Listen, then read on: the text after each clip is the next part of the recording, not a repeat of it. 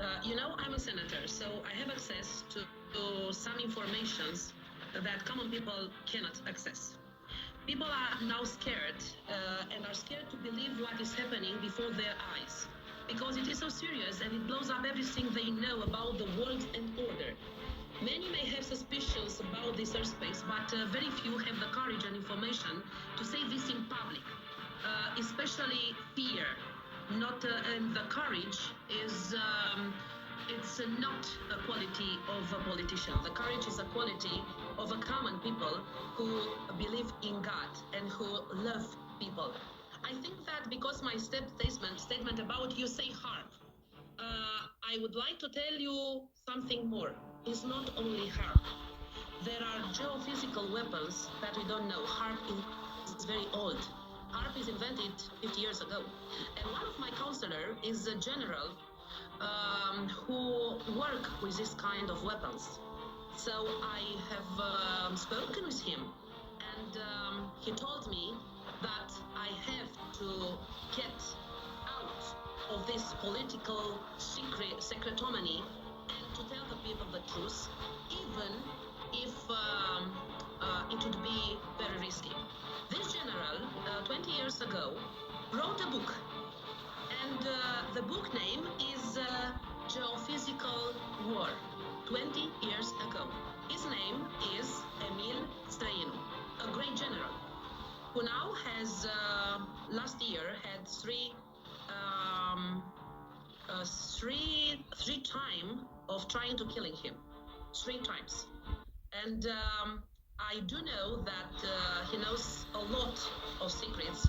I know a lot of secrets, but if I would speak loud and clear, it would be an enormous shock. And I prefer to remain here at harm and geophysical weapons. And yes, of course, my message was received and worldwide spread. There are many more who have understood what is really happening in the world, and that the plutocracy wants to turn us into Guinea pigs. The tens of thousands of posts and comments and millions of views of my Senate statements on these geophysical weapons, because I repeat, is not only harm, indicates that the world is waking up and becoming aware of the dangers.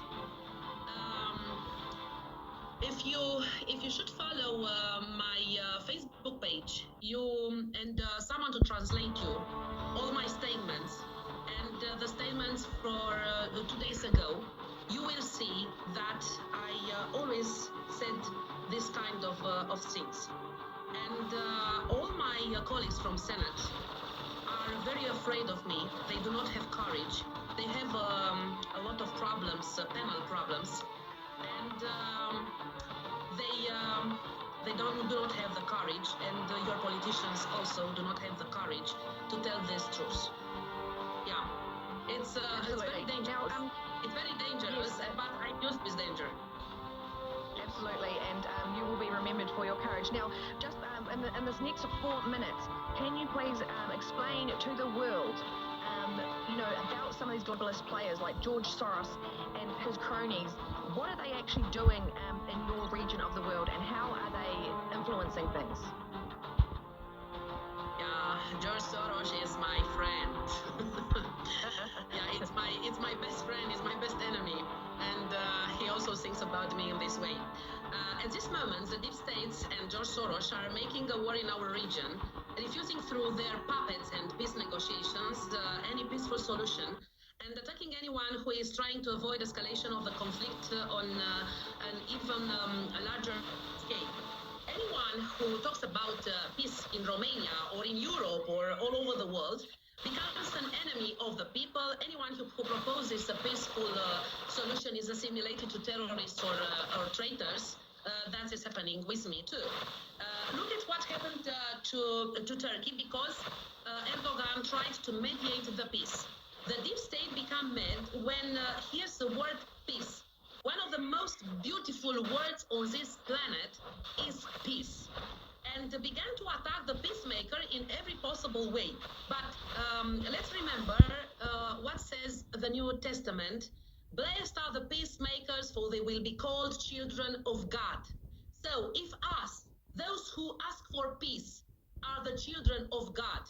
Whose children are those who ask for war? I told you, there are the children of Satan.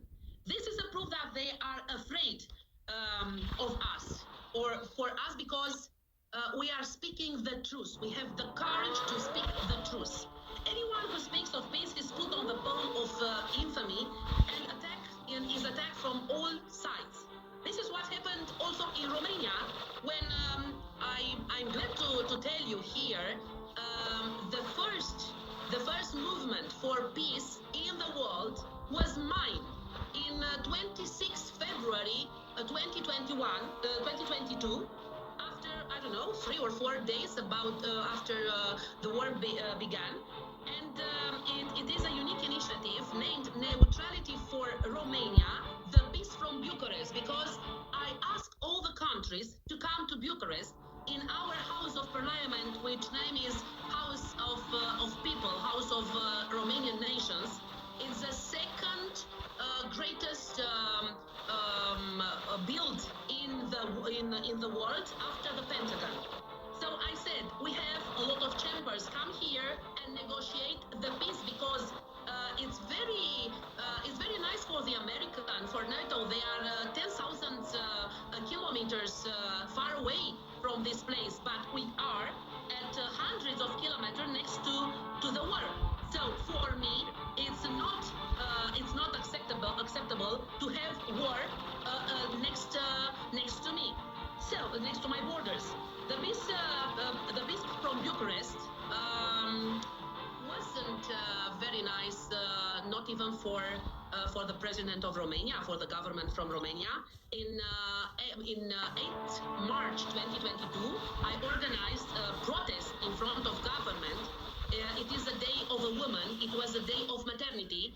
And a lot of people yelled at the government, "Stop war, we need..." Excellent. Diana, we are going to hold you there over Bring to the you back next over the segment, and we'll continue this. Thank you. Right here, live on the Alex Jones Show. You don't sit behind a desk every day to earn a living. You're out and about making it happen. And sometimes you get a little bit behind on your paperwork. You know, like books. You owe. That's 8. All we continue to find us. I don't keep.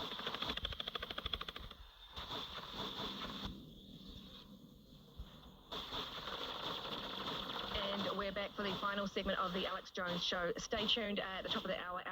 Owen Schroyer will be on with the War Room. Until then, we are still with Diana Shoshwashka. Apologies for that. She is, of course, the Romanian senator, and she was just telling us about how she had called for negotiations to end the war in the Ukraine, and she'd had a peaceful protest. Now, Diana, is there any final parting words you have for the people of the world and your plight in Romania? My message for the people of the world: do not be scared. It is, and I would like, because you told me there are persons that don't believe that I'm a real, that I'm not exist, and I didn't say what you translated. I would like to tell them what I told in my statement. It is very clear to me that at this point, things at the international level have gotten out of hand. The fools are playing as God, and they think they have won the game. They didn't won the game. Cause of these demented and psychopathic people, because they are ill, who cause wars and cataclysms using unconventional weapons. We humans are just numbers they can get rid of. It is imperative that all the nations, the peoples of the world, rise up together, wake up from daily comfort and carelessness, and just like in the revolution of 1848, look out on Google. 1848, a very important revolution for liberty, will begin the struggle for liberation from the yoke of the psychopaths, of demented people who steal our happiness and the beautiful world in that we live in. That's why I urge all of you who still want to live in a world of God and not of Satan. I urge you to rise up to fight, to a world revolt to free us all, and to destroy these enemies, because in this moment we are in the legitimate defense. And I tell you as a lawyer, take the clause of Turkey, take the clause of Romania, take the clause of New Zealand, take the clause of USA, take the clause of Europe, take the clause of the God's people. Warning to the psychopaths of the world: if you need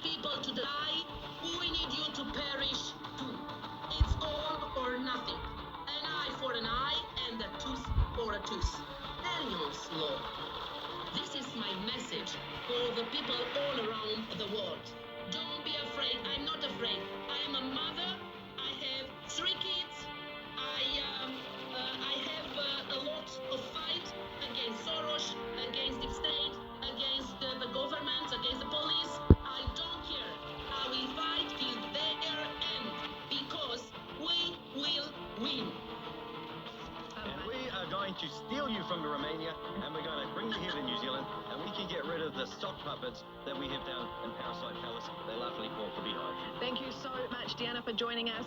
It's been a real great honour. Now, we're going to finish off the show with a few comments about New Zealand. We hope to have you back on sometime. Thank you so much. Thank you very much. With pleasure. Excellent. Appreciate that. Now, here in New Zealand, we're going to show you some of the sock puppets as well that we've got. Of course, many of you know that Jacinda Ardern, the former Prime Minister, is gone. Now, let's bring up the two images there that we've got of the two puppets, because this is our latest billboard that we wanted to show you. Of course, two wings of the same bird. Coming to a town near you. Yes, here we go. Tweedledum and Tweedledummer. That, of course, on the left is Chris Hipkins, who's the leader of the left-leaning Labour Party, and there on the right you have Chris Luxon, who we requested personally last week if he could release the unredacted Pfizer contract. And they are, of course, both playing to Schwab's tune there. He is, of course, the puppet master. So look out for that. If you are in New Zealand and you want to get a billboard out, info@counterspinmedia.com. We want to get these all around the country. Now, if you want to keep in the fight, we have to put in a good shout out for InfoWarsStore.com at this point, because, of course, they have some great products. Their latest one to be restocked is, of course, for the first time in years, their prebiotic fibre. Yep. It's back. It's 40% off. Go and support them because they are fighting the tyranny as we are here at Counterspin, and they need all the support they can get from you. So it's a win-win, 360-win situation there. Now, Calvin, on our way out, shall we play some of the footage and speak over it as to the horrific weather that New Zealand has been experiencing? It's summer down here, if you don't know. We've had hail, we've had rain. Let's get that B-roll up. We've had deluges. We've had... of course, Cyclone Gabrielle has come through. Some said it was going to be a nothing, but it turned out to be more than a nothing. It was quite a something. People losing their homes underwater. Even when the army got deployed, they lost one of the Unimogs. There's still some people missing. Unfortunately, we've lost 2 firefighters in the rescuing attempt, so our hearts go out to them and their families. And in the first round, which was actually just on about around the 28th of January, when the first deluge came, there were, I think, 3 to 4 lives that went missing.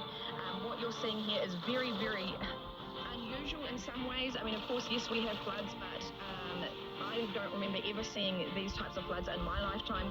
Auckland, the biggest city, these are buses, what you're seeing here in Auckland, that were just completely driving with water in the water. This was an image that went viral here.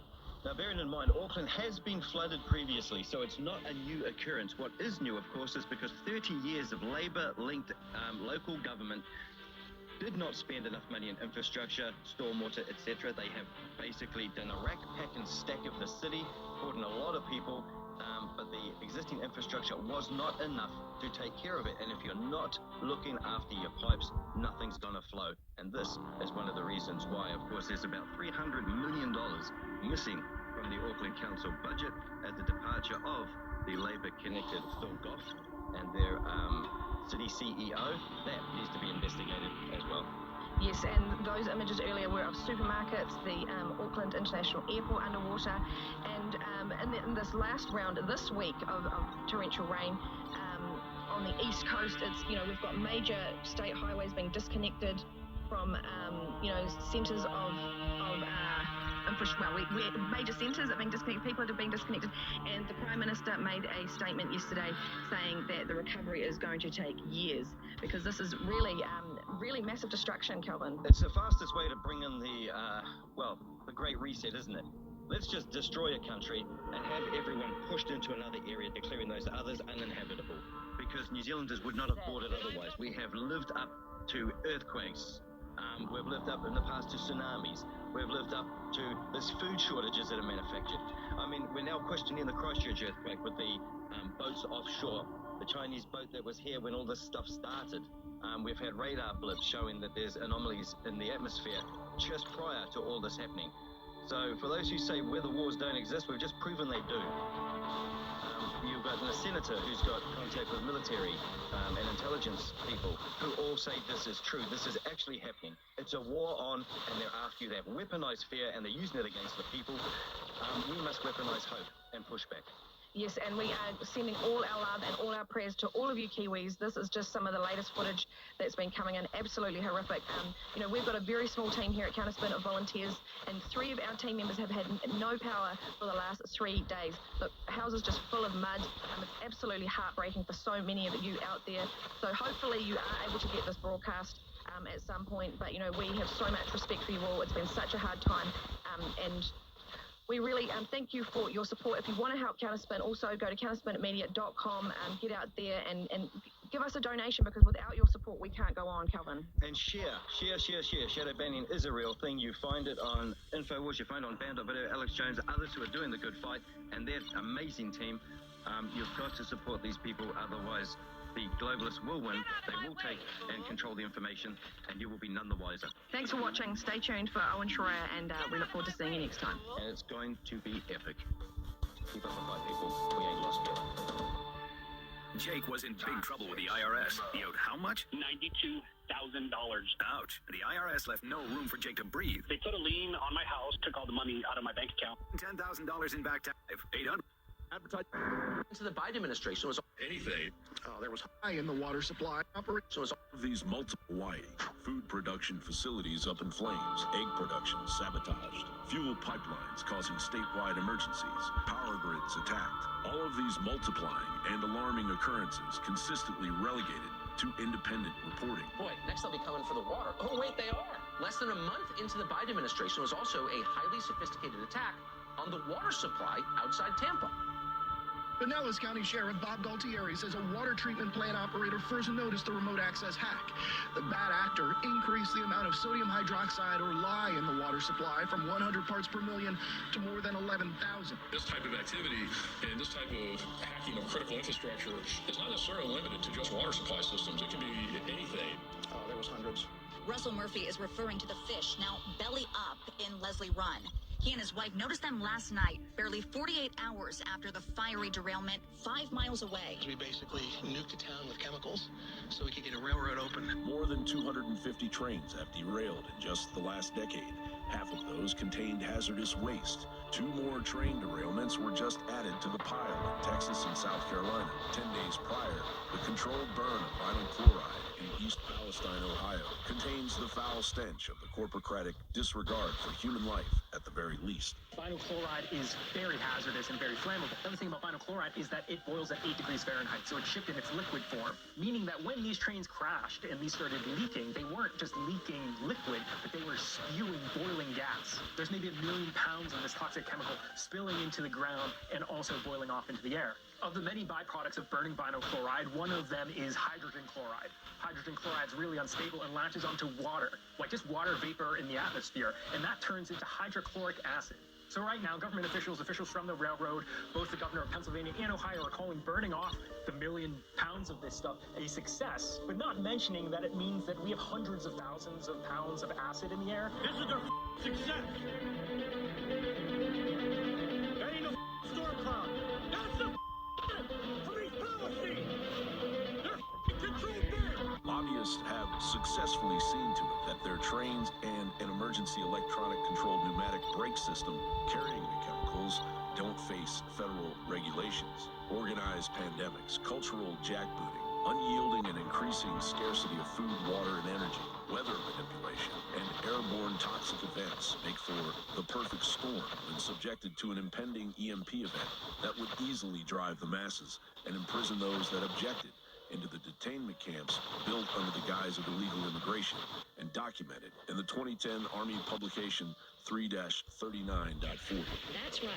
Humans can actually cause earthquakes. All it takes in most areas is a little extra push, a little extra stress introduced in the right way on pre-existing faults and fractures to cause small earthquakes. U.S. Secretary of Defense William S. Cohen said on the 28th of April 1997 at the Conference on Terrorism, Weapons of Mass Destruction, U.S. Strategy, University of Georgia, while discussing the dangers of false threats, this is a quote, others are engaging even in the eco-type of terrorism, whereby they can alter the climate, set off earthquakes, volcanoes remotely with the use of electromagnetic waves. Who is the leader in that? The U.S. and Russia. And completion of tests in the months ahead of these new super weapons long advertised by the Kremlin head, Russian President Vladimir Putin, but often thought by U.S. officials to simply be too terrifying to ever be possible. As a soft and silent war creeps among the heartland under the compromised foreign oversight of the Biden New World Order doctrine. John Bauer reported.